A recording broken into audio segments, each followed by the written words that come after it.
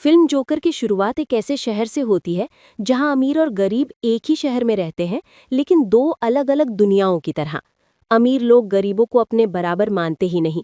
उनका रहन सहन बहुत ऊंचा है और वे गरीबों को नीची नज़र से देखते हैं। ये पूरी फिल्म जिस किरदार के इर्द गिर्द घूमती है उसका नाम है आर्थर। वो इसी शहर में अपनी माँ के साथ रहता है। आर्थर को कॉमेडी से बहुत प्यार है। उसका सपना है कि वो एक दिन बहुत बड़ा कॉमेडियन बने।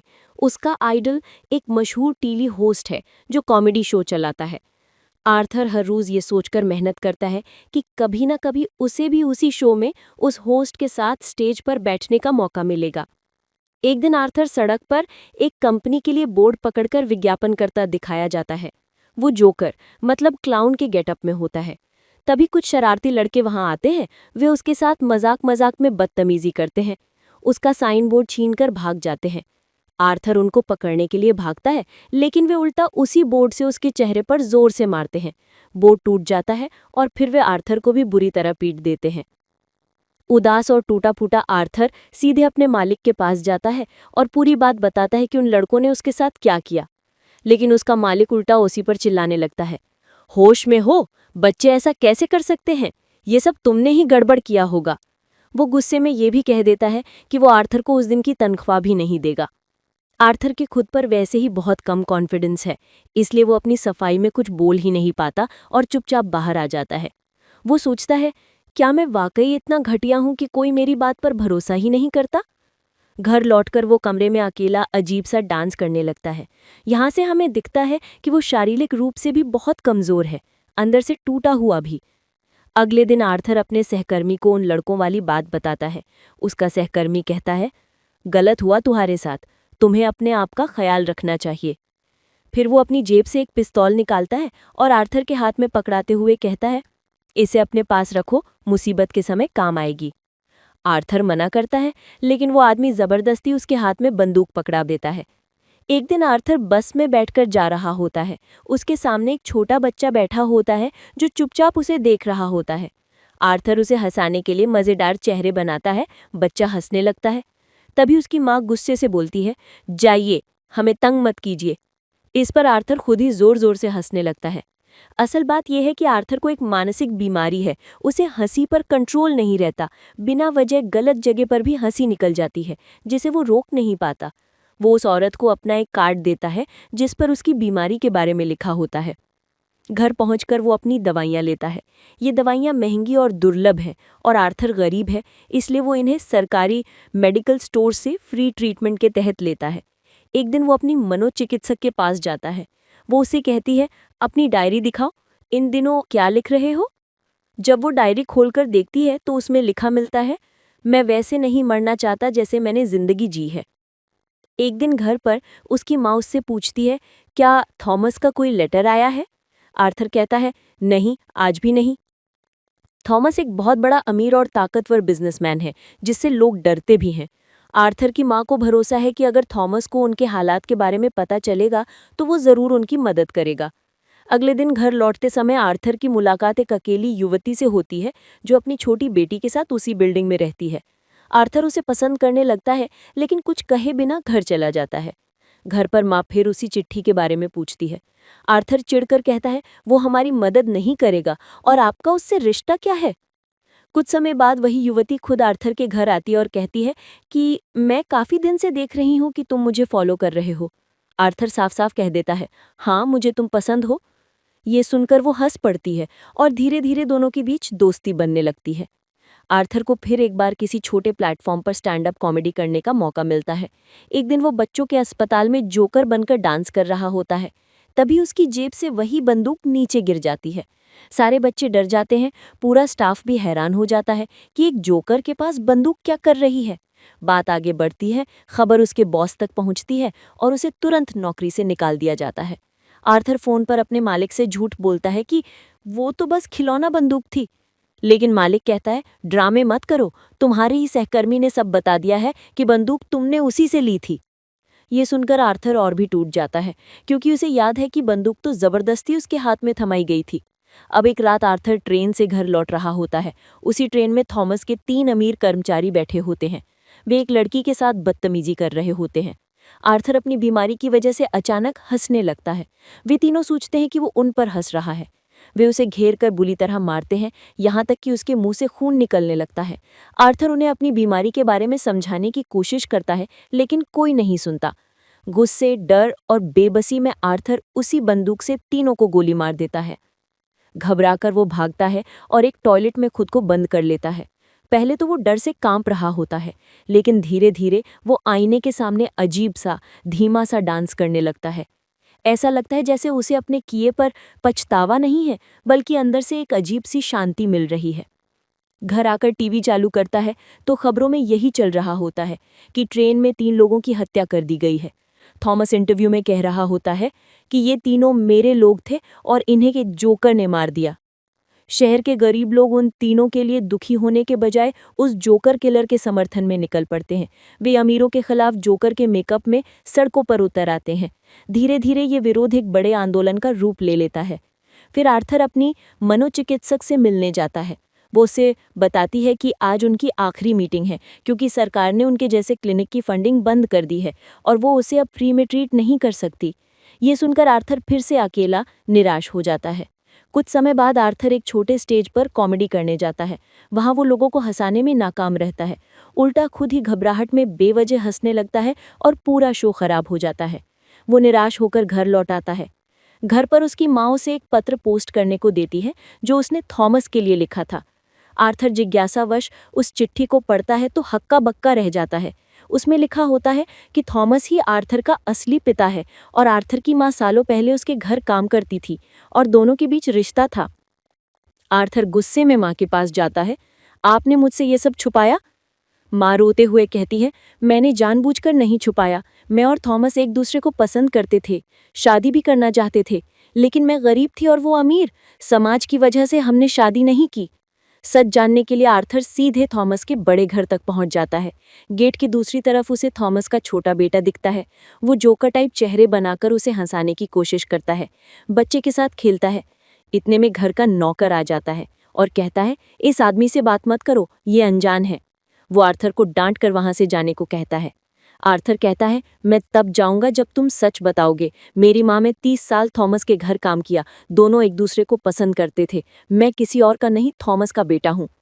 नौकर हंसकर कहता है, तुम और तुम्हारी माँ दोनों पागल हो, ये सब कहानी है, थॉमस से तुम्हारा कोई लेना देना नहीं। ये सुनकर आर्थर अंदर से टूट जाता है और चल पड़ता है। घर पहुंचने पर उसे पता चलता है कि उसकी माँ को स्ट्रोक आया है और उन्हें अस्पताल ले जाया गया है। अस्पताल के बाहर बैठा होता है, तभी 2 पुलिस वाले उससे पूछताछ करने आते हैं। क्या तुम्हें ट्रेन में मारे गए 3 लोगों के बारे में कुछ पता है? आर्थर अनजान बनने की कोशिश करता है, नहीं मुझे कैसे पता होगा।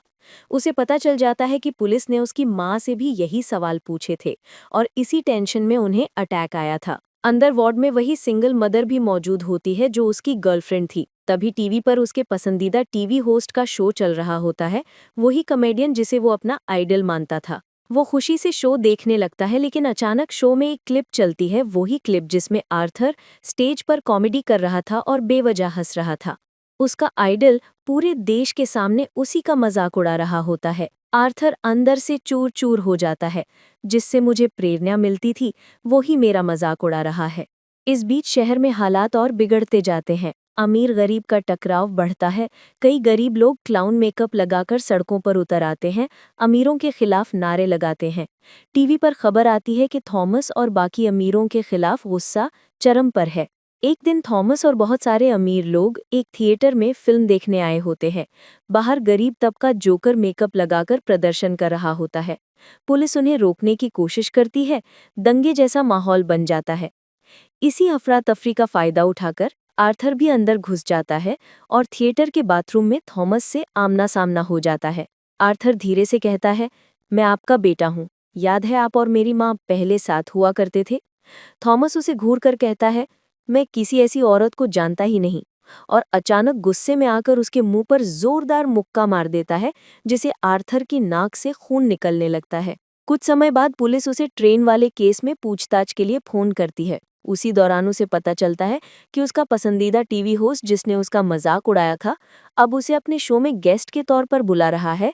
वजह ये थी कि जिस क्लिप में लोग आर्थर पर हंस रहे थे, उसे दिखाने से शो की टीआरपी बहुत बढ़ गई थी। आर्थर खुश भी होता है लेकिन अंदर से भरा हुआ है।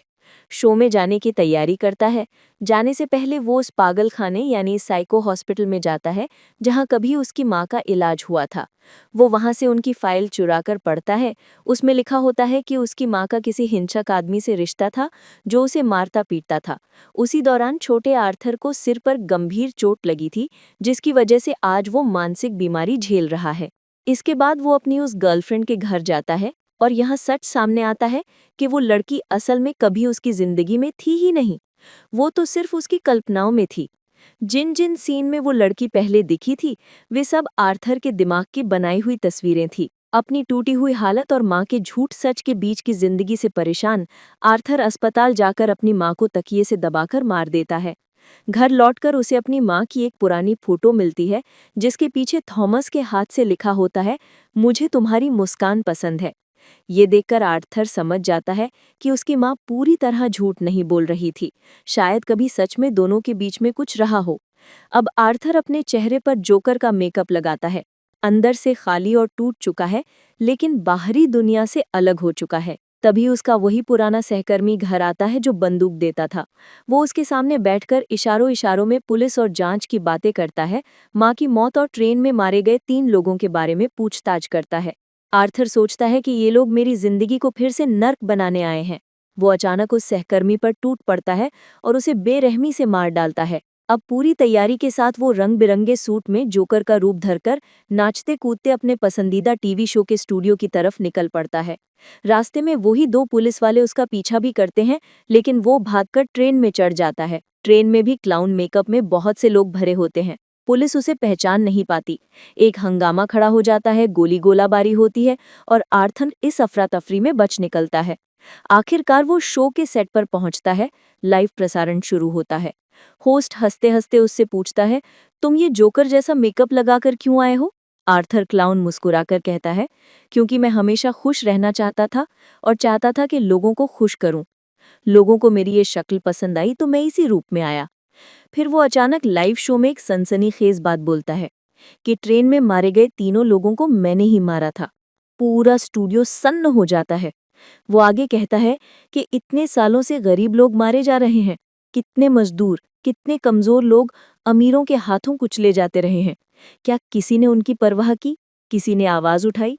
किसी ने उन्हें याद किया? नहीं। लेकिन जैसे ही मैंने 3 अमीर लोगों को मार दिया, सबको अचानक इंसाफ, कानून और नैतिकता याद आ गई। क्या इंसानियत सिर्फ अमीरों के लिए है? क्या गरीबों की जान की कोई कीमत नहीं? वो होस्ट से कहता है कि तुमने मुझे यहाँ बुलाया क्योंकि मेरी बेइज्जती दिखाने से तुम्हारे शो की टीआरपी बढ़ रही थी। ये तुम्हारी सहानुभूति नहीं, तुम्हारा स्वार्थ है। होस्ट खुद को सही साबित करने की कोशिश करता है, लेकिन आर्थर अब पूरी तरह भड़का हुआ है। वो कहता है, अब भी झूठ बोल रहे हो? और अचानक सबके सामने बंदूक निकालकर उसी पर गोली चला देता है। लोग चीखते हुए भागने लगते हैं। टीवी पर लाइव हत्या दिखाई जाती है। शहर में आग की तरह दहशत फैल जाती है। पुलिस आर्थर को गिरफ्तार कर लेती है और गाड़ी में लेकर जाती है। रास्ते में वो देखता है कि पूरे शहर में दंगे भड़क चुके हैं। जोकर मेकअप लगाए गरीब लोग अमीरों के खिलाफ झंडे लेकर सड़कों पर हैं। कुछ लोग तेज गति से एम्बुलेंस चलाकर पुलिस की गाड़ी में टक्कर मारते हैं। गाड़ी पलट जाती है, पुलिस बिखर जाती है और लोग आर्थर को बाहर निकाल लेते हैं। आर्थर गिरे हुए वाहन के ऊपर खड़ा होता है। उसका मुंह ना खून से लथपथ है, लेकिन वो अपने खून से ही अपने होंठों पर एक नकली मुस्कान बना लेता है और हाथ फैलाकर हंसने लगता है। उसके सामने भीड़ उसे हीरो की तरह देख रही है, खुश होकर नारे लगा रही है। असल में ये मुस्कान उसके सारे दर्द और सारी तकलीफों को छुपा रही होती है। अब वो शहर के लिए जोकर बन चुका है, एक ऐसा प्रतीक जो व्यवस्था के खिलाफ बगावत का चेहरा बन गया है। दूसरी तरफ थॉमस अपने परिवार के साथ शहर छोड़ने की कोशिश करता है, लेकिन भीड़ में छिपा एक जोकर उस पर गोलियां चला देता है। थॉमस और उसकी पत्नी मारे जाते हैं। उनका छोटा बेटा अकेला रह जाता है। आखिर में एक और सीन में आर्थर को फिर से मानसिक अस्पताल में दिखाया जाता है। वो साइकाइट्रिस्ट के सामने बैठा हंस रहा होता है। डॉक्टर उसे पूछती है, तुम बेवजह क्यों हंस रहे हो? आर्थर मुस्कुराकर कहता है, आप कभी समझ ही नहीं पाएंगी। बाहर निकलते समय उसके जूतों के तलवे खून से सने होते हैं। और इस तरह कहानी ये दिखाती है कि कैसे एक अंदर से कमज़ोर, मासूम, बार बार जलील और कुचला गया आदमी धीरे धीरे एक खतरनाक अपराधी में बदल जाता है।